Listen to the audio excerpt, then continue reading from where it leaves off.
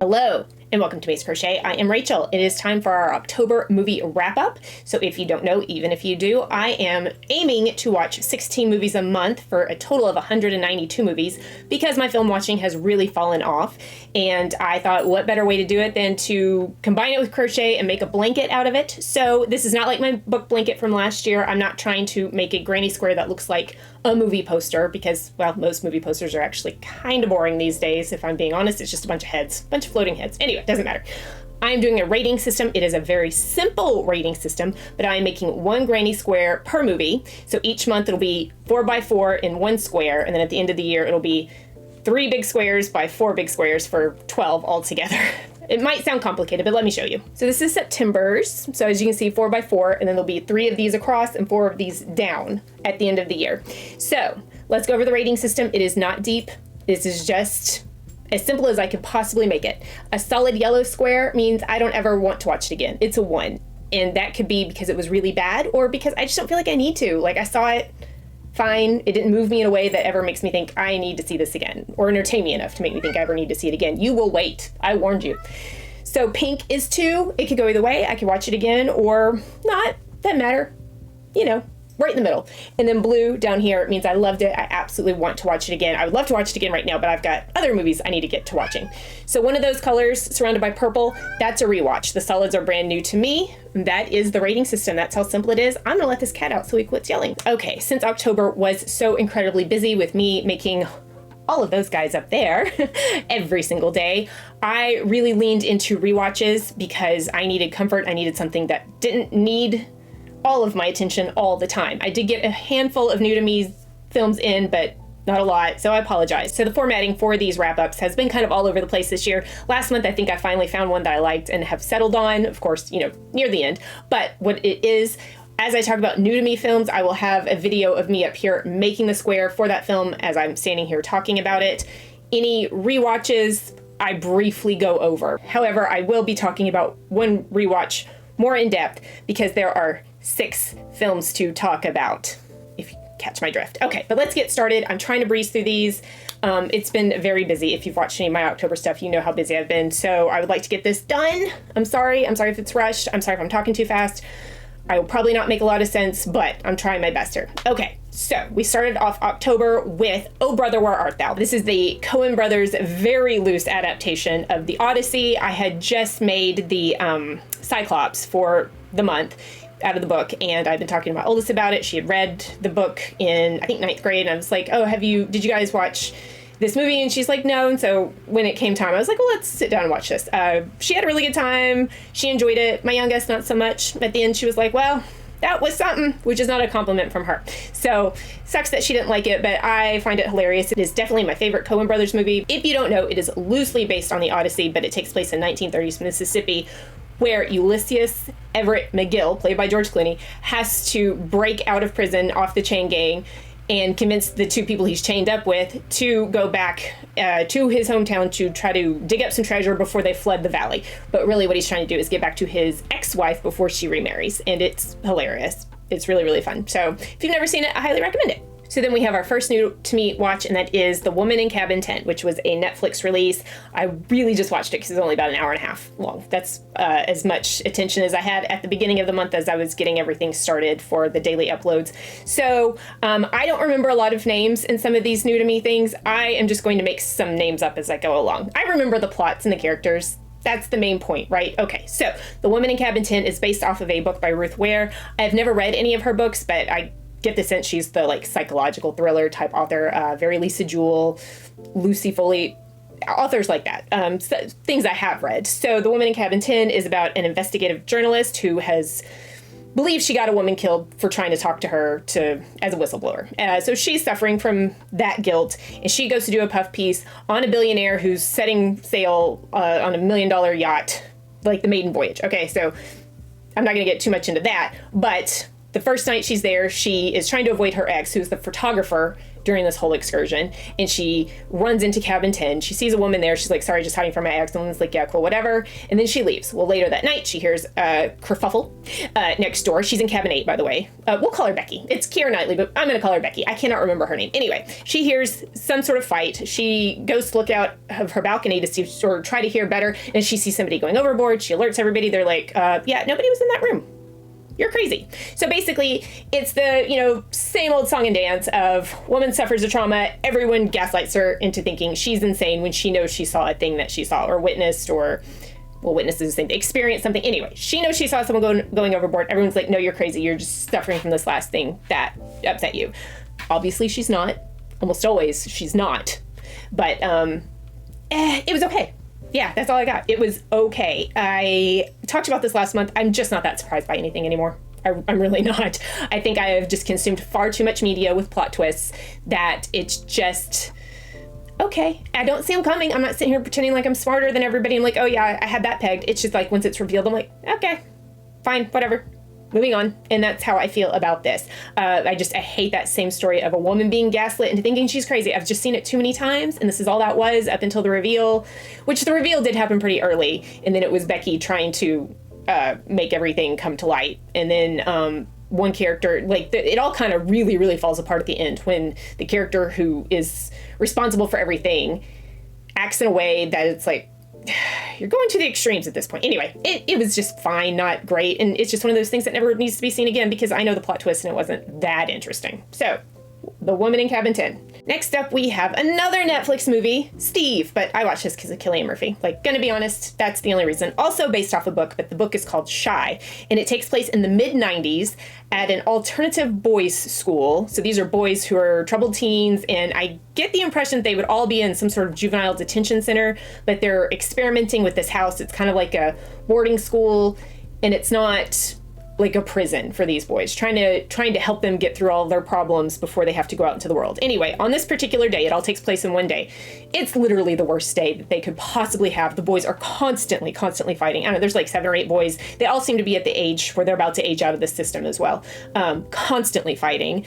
They get bad news about the house that they all live in. And then there's this whole documentary film crew there to do, well, a documentary, to film them, interviews, kind of get a sense of what's going on there. It's okay. Again, it's one of those that is fine. It's just, I've seen it, and I don't need to see it again, and I really did just watch it for Cillian Murphy. There are a couple of things that just don't make sense to me, and a big part of the climactic moment at the end hinges on that, which is bothersome. It really takes me out of the moment. Otherwise, it's interesting. Steve is kind of like the main, I think he's a science teacher, and he's the one that really pushes for all of this. For this alternative way to help these troubled teens through this instead of just shipping them off into juvie to where they will just be released and not have much chance at life. And he's got his own problems, obviously. Of course, he has to. Like, what would it be without it? It is based off of a book called Shy, which is the name of one of the students, which is kind of the main student we get to know. And I don't know why they changed the name of the movie. I don't know why they call it Steve after the teacher when it's Shy. I don't know. I've not read the book, so I don't understand. My main issue, the thing that took me out, was that this place has no sort of alarm system. So these boys, who are, I would assume, would be in some sort of juvenile facility or prison itself, if it weren't for the school, can just come and go as they please. And some of them try to, or they do catch up with them. But at this very climactic moment, it's one of those things that this could have been avoided if there's just an alarm system. Not saying it's a prison, but just an alarm. Hey, somebody opened the door and tried to leave. I mean, just a regular security system to alert everyone that somebody's trying to leave. Because I have a feeling that if these boys were supposed to be locked away, there would be some sort of requirement for this house to at least have the bare minimum, front doors open, but they don't have that. And it didn't make any sense to me. But it was fine. I don't need to see it again. And I just watched it for Cillian anyway. Okay, so I am going to go ahead and put a video of me making one of these up here. They are all blue. I will let you know. Scream 1 through 6. Yes. Absolute comfort films for me, which sounds so bizarre. But when I was younger, I just did not understand people who kept going back to watch the Freddy movies, the Jason movies, the Child's Play movies, things like that. I get it now. Like, I will watch just about anything with Ghostface on it. I never watched the TV show. But all the movies I have watched, yes, I know 7 is coming out in February, and yes, I know the trailer just dropped on Thursday, along with the season 5 final trailer for Stranger Things and my brother-in-law's wedding. It was a big day.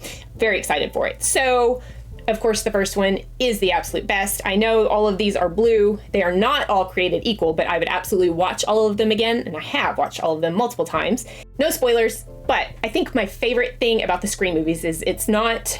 Yes, Ghostface is always the killer, but it's always somebody different in the mask. Instead of like, Freddy always comes back, Jason always comes back, Chucky always comes back, Michael always comes back. There's always someone different under here. It's almost like trying to figure out who it is, like an episode of Scooby-Doo, right? And then when the reveal happens, one of my favorite things to do, when it's multiple killers, because it always has been, except for one time, it was one killer. But when it's multiple killers, I sit there and try to figure out who killed who. Like who went back, or I go back in my brain and try to think, okay, who was at that place? Because we saw the other killer in another place. So who was it? That's a fun game I like to play. I think my least favorite is probably 6, the most recent one, because the plot holes were plot holing pretty big. Still entertaining though. And there's still some really great moments that had not happened in the series before that I definitely appreciated. Before that, I would have said 3, wrapping up the original trilogy, which obviously now is a franchise. But I would definitely give that one a leg up because it is the only one that has genuinely creeped me out. I'm never scared in these movies. They're fun, they're silly, they're very self-aware, self-referential. I appreciate all of that. I know some people have gotten sick of it. I do not. I will keep watching them. But 3 really freaked me out because Neve Campbell, Sydney, is having visions of her dead mother that are actually a little unsettling. I did not care for that at all. I mean, I didn't care for it in a way of I felt creeped out by it. I appreciate it within the context of the film. Anyway, that's Scream. Love them all. We'll watch any of them unless they just got so bad, like, you know, Jason Voorhees in space. Like, yeah. Or no, actually, Jason Takes Manhattan was far worse than Jason X. Far, far worse. Anyway, but I am having a really good time, and I'm very excited for number 7. Next up was Family Movie Night, and we were trying to find something spooky and creepy, and the girls picked Coraline. I've only seen it once. I do not have a nostalgia factor for it. A lot of people do, but it came out in like 2009. I was a mom by then. Like, it just really wasn't that big of a deal. I think it was 2009. Anyway, so Brad hadn't watched it, so he wanted to see it, and the girls wanted to watch it again, and it's fine. I enjoy the first half way more than the second half when everything starts to fall apart, but if you don't know, Coraline moves to this house. Her parents ignore her. She finds a tunnel into like an alternate reality with other mother and other father who love her and dote on her, and she loves it so much compared to the negligent parents in the real world. And then it gets bad, and other mother wants to keep her there forever. And frankly, I would have stayed because her parents are absolutely terrible. So I think that's the thing that holds me back from this film is that her parents are genuine garbage. I mean, they don't beat her or anything, but they do completely neglect her for their work. And she is a bored only child. She's been forced to move around, forced to move from her home. They don't do anything to help her. So she finds this woman who shows her love and affection. Now, yes, the woman's evil, but then she just goes back to her parents, minor spoiler, and it's like, was nothing learned at all. I mean, it ends happily, but at the same time, I don't like it. I like the movie overall. I don't like the message or just kind of how nobody's held accountable for anything, really. So it feels to me. I could just be missing a major point. I don't know. I do like the first half when she's visiting other mother and all the crazy stuff she endures, like the circus and the show of the 2 women who live in the basement and things like that. That's all good and fun. But overall, I think it falls apart in the second half, or maybe the last third, the last act, when things are literally falling apart. I think the movie falls apart too. But that's it for Coraline. Okay, first of all, I just realized that I'm not standing over to the side like I normally do to put my video up here. I'll still just put it up here. It's smaller. Like, I'm not reshooting everything I just filmed because I am in a rush if you have not noticed. Anyway, this next movie was new to me. Sorry, I've not finished weaving in my ends. And it is The Craft from 1996 because it popped up as a recommendation after I watched all of Scream. And I did not know, I knew Neve Campbell was in it, but I did not know Skeet Ulrich was also in it. Also came out the same year as Scream. They're 2 of the stars of Scream. I knew a lot of people loved it. A lot of people my age loved it around that time. I actually found it kind of boring, but let me go ahead and get to the story. So a girl whose name I can't remember, we'll go with Becky. Again, it works. She moves from San Francisco to LA because she had a lot of trouble in San Francisco. I think that's where she was. Anyway, she's in LA now, and she has some sort of powers, like magical powers, and she follows in with 3 other girls who believe they are witches, and they think she's their 4th, like kind of like the 4 winds to kind of bring them together and do real magic. And they do, and it gets dark, and their leader is very evil, and they just turn out to be really mean girls too. So I thought it was kind of boring, honestly. I kept waiting for something interesting to happen. It is very 90s. And if you don't have a nostalgia factor for things like that, it is hard to watch things like that. And I just feel like I need to leave it there. I don't have a lot to say. I was just kind of bored. And I was like, oh, it's got a huge cult following, but why? All right, that's it for that. All right, here's another one. I've not finished weaving in the ends, but got to get to filming. This is this year's Australian horror film, Bring Her Back. So this is about two siblings, step siblings, Andy and Piper. Piper has visual impairment. She can see colors and shapes, but that's about it. And their father dies. We don't know what happened to Piper's mother, but Andy's father dies, and he was their guardian. So they are being taken in by Sally Hawkins. We'll call her Becky. And she is unwell. She's unstable. She used to be a social worker, so I think that's why she just kind of automatically gets a pass into taking care of these kids. She does not want to take care of Andy because he is about to age out, and he and Piper don't want to be separated. She reluctantly agrees to take him, but she treats him like garbage, and she dotes on Piper. And it's funny because earlier when I watched The Woman in Cabin 10, I'm like, oh, it's always women being gaslit. This is so annoying. I hate it so much. It's such a terrible trope. In this one, Andy is gaslit because Becky is doing things to him to make him feel unstable because she wants to use Piper for some very bad demonic stuff. Yeah, we'll leave it there. But then again, Andy's still a child. So, I mean, yes, it's happening to a male, but would it ever happen to an adult male? I have to wonder. I really did enjoy this movie. It was very dark, very weird. It is not happy at all. It is creepy. It is unsettling. It's a lot of things. I could definitely give it another go. Even though I know everything that happens, it's one of those that it's so intriguing that I would definitely watch it again. You know, I don't care about any plot twists or anything. The story itself was very, very odd, very, very out there. And there is some very disturbing body horror. I don't want to get into too much, but it's something. It's something. So I enjoyed it. I thought it was a very good horror film. That was Bring Her Back. I don't want to say too much because no spoilers. So then my last new watch is The Long Walk, which is based off of a Stephen King novel, which I have not read. I'll get into in a second. But this is a dystopian future where young men, I don't think they're underage, I don't think they're boys, they can volunteer for the long walk, and one per state is picked out of a lottery. If they win, they get a bunch of money and prestige, basically, and one wish.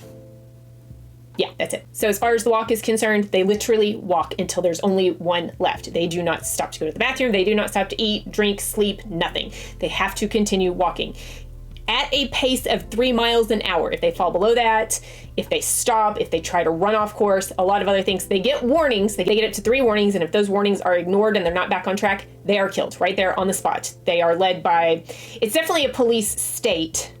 And Mark Hamill is the one in charge. He's downright evil. And anyway, they just get shot right then and there, basically, because there's a tank that they're following. There are trucks with soldiers and guns. It's all really, really awful and bad. Anyway, they can walk off the warnings. I think if they walk for 3 hours, the next 3 hours, they lose a warning, but then they can also get a warning back. It does not matter if they are hurt. A lot of them start to go insane from exertion, dehydration, things like that. Even though they have water and rations, it's obviously you're just walking for 24 straight hours at a pace of at least 3 miles an hour. It's not good, but the world is clearly very poor for the most part. The country, it's under some sort of totalitarian regime. They don't get too much into it. That's not what the point is. The point, the reasoning is it's about getting to know these boys as characters. There's obviously a small group you really get to know and who's going to survive. Now, that's all I'm going to say about that. I have not read the book because I don't really like Stephen King. Let me put it this way. Most of the Stephen King adaptations I have watched are far superior to his writing. And I have not read that many, but the ones I have, I like the adaptations more. Maybe he's just an ideas guy. That's fine. I'm not a big fan of his writing. I think I like The Shining more, but I also really am not a huge fan of Stanley Kubrick, so that's why I didn't like his film version of The Shining. And I was also 16, so maybe I thought I was supposed to love it. I have not read it since. It's been a while. It's been almost 30 years since I read The Shining. All the other books of his I've read, I like the adaptations more, so I will not be reading this book because I really, really, really enjoyed the movie. But I love dystopian anyway. It's just one of my favorite things. I did read a synopsis, and it is different than the movie is different than the book, which they almost always are these days, especially. But I did really enjoy this movie. And then next up, real quick, Les Mis from 2012, the film version. I don't know why this got crapped on by so many people. I don't know if this is like the theater kids who really loved the stage version. I don't know. My older daughter really wanted to watch it, and it was not a movie really for Saturday night family film time. So my husband and youngest daughter actually went to a football game at the university, and older daughter and I stayed home and watched this. She loved it. I hadn't watched it in a really long time. I love the music. The story's a bit all over the place, but it is based off of a 1,500-page novel. So there are some things that I'm sure if I read that book, which I'm not going to, no. If I read the book, the context would be there. It's not there, so it does feel a little strange in the film. I've never seen the stage show either. That's okay. I really enjoy it. Great cast, great singing.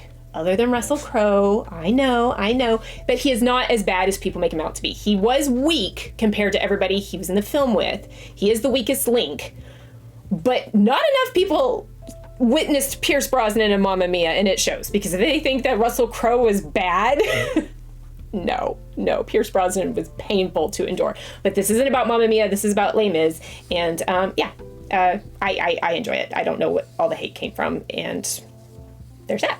So I'm going to do these two together, knocking out the very last two. Yes, they're rewatches. I decided to rewatch the two big Ari Aster films. Hereditary and Midsommar.